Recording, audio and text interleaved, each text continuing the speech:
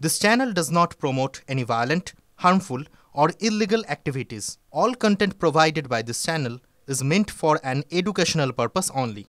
মদ কেনার টাকা না পেয়ে তৃণমূল নেতার অনুগামীদের তাণ্ডব, দমদমে অফিস ফেরত যুবকদের বেধড়ক মার।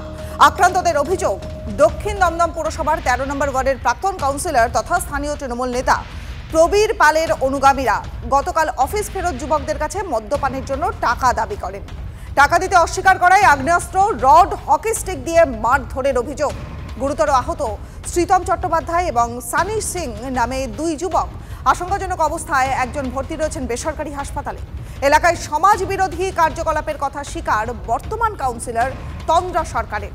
দুষ্কৃতী দৌরাত্মে বন্ধে প্রশাসনের কাছে কঠোর পদক্ষেপের আর্জিও জানিয়েছেন বলে দাবি কাউন্সিলরের। दारू पीने का पैसा मांग रहा था। दारू पीने का पैसा मांग रहा है। बोला भाई देखा हम नया लड़का है बोल के रोक दिया। आपको मारा, किससे मारा? बंदूक का बैट से। তাদের কাছে মদ খাওয়ার টাকা চায়, তারা দিতে না পারে তাদের উপর অকথ্য ভাষায় রিভলভারের বাঁট দিয়ে এবং তারা মেনেছে তারা সমাজ বিরোধী।